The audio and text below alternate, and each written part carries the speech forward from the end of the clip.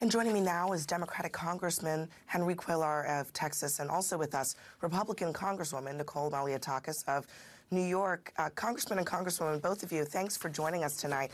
And thanks for joining us together from Capitol Hill. Congresswoman, I want to start with you.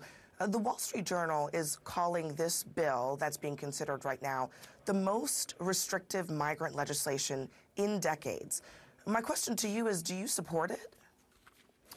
If you're talking about the Senate bill, I don't support that bill as is. I think there are some good components to it. I think that our Border Security Act, which we passed in May, is much better and stronger because it requires the president to reinstate the Remain in Mexico clause. It also requires that he take action to end catch and release, and those are the two biggest issues that we're facing at our border. This current bill, my understanding is, does deal with catch and release. But the fundamental question still is, if this is the only piece of legislation that is dealing with border security, and even the Wall Street Journal calls it the most conservative, basically, piece of legislation on this issue in decades, why would that not be enough to get your support right now? Well, because it still allows for thousands of individuals. And you've got to remember, every individual that crosses through that southern border is paying the drug cartels to be smuggled in. The only individuals that should be coming to our border are Canadians and Mexicans. Everyone else should be going to the next safe country and then applying for asylum there. That would be the safest thing for everyone involved, including the migrants. Now, as I said, there are some components that I do support, certainly increasing standards for asylum and then expediting those cases so people can know either they qualify or they don't. If they qualify, they get work authorization, and if they don't, they get deported. I think that's really important. And also increasing visas, employer-sponsored visas, family-sponsored visas, to meet our labor shortage and economic needs here in the United States, incredibly important, and we can agree on that as well. But it is not the only bill, because we passed the House Border Security Act in May. Chuck Schumer won't bring that bill up for a vote either. So what I would say is, we pass our bill, let the Senate, if they're going to move forward, and pass their bill if that's what their priorities are, and then we can reconcile the differences. But to say that we should be taking the Senate bill without any input from the House, I don't think that's fair. I should note that the Senate bill that we're talking about is one that was negotiated between both Republicans and Democrats, so that's one of the reasons why this is such a topic of conversation. But none in the House, but that's the issue. That's none fair. in the House, and, that's fair and there too. were two Democrats and one Republican, so didn't include the majority of the conference. Go to Congressman Cuellar on this, because Congresswoman Malliotakis is on the right side of this issue, expressing a similar sentiment that I've heard on the left, which is that this bill doesn't have all of the priorities of people on both sides of the extremes here, frankly. At this point, it seems like this bill is dead already before it's even launched. Would that be, in your view, a missed opportunity to do something on this issue rather than nothing? Yeah, you know, if you look at when we've dealt with immigration or border security, there's been certain times where we've had great opportunities to do something. I think this is one of them. I do agree with my colleague that I don't agree. I will support the Senate bill, but I do want to have a little bit of input since I live at the border.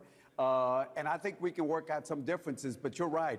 This bill is probably one of the most conservative border bills that I've seen. It's gotten a lot of Democrats away from their comfort zones. Now, it doesn't mean that the left is happy with this, but at the same time, I think it's something that we need to address. Congresswoman, President Biden today was pretty clear that he would blame Republicans for failing to do anything on border security part of this, despite complaining about it for years.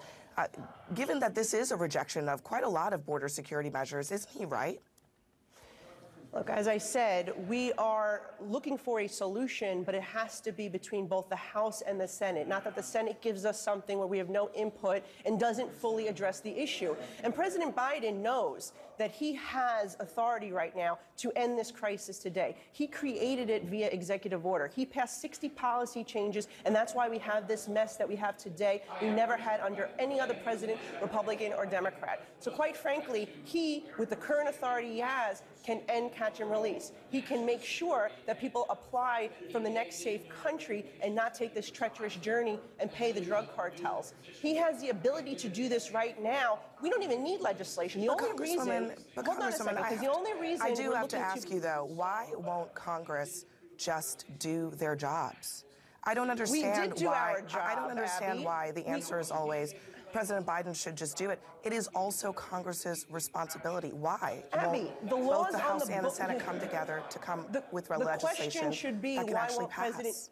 Yeah, the question should be why won't President Biden do his job? Because he has the existing authority. And the only reason why the Senate and the House have to do anything here is because he won't do his job using that authority. So now we have to try to pass something to require the president to do it. Because right now it's his discretion to take these very actions.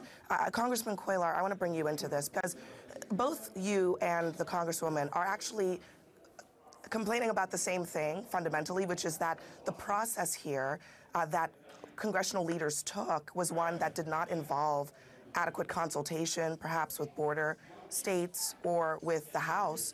Congressman Cuellar, was this a leadership failure on the part of leadership in both chambers to do this the right way? Well, listen, the Republicans passed H.R. 2 without input from the Democrats. The Senate right now is trying to pass a bill without the input of the whole House.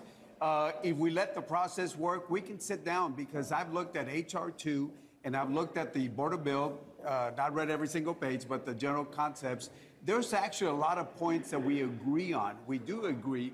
We just got to figure out what are those points, catch and release, and we got to put funding into the appropriations. I will say this, that we got to put funding because you can't say, President, just close the border, because if we don't have the beds to hold people, then they're going to be released. We don't have enough beds. We don't have enough airplanes to deport people. We don't have enough judges, immigration judges. We don't have enough asylum officers at the border. So it's a policy change and a funding area that we need to look at. Congresswoman Malliotakis, could you just for a second respond to what the Congresswoman was just saying, that you cannot close down the border? That's something that I hear a lot from your Republican colleagues that they want to see happen. He says it doesn't work. Well, you can make sure that there's only the people that are supposed to be coming to the southern border, meaning the Mexicans and Canadians, that can claim asylum from the next safe country. And so I agree with Henry that there are things that we agree on. I'm certainly for trying to come to a resolution. And I think he's right about needing to add immigration judges. These cases, we have a 10-year backlog. I have a constituent who applied for asylum in 2017, and she has been pushed further down the line. We do need to resolve this backlog. But how do we do that if we continue to allow an unsustainable flow, which is why we have to get to an agreement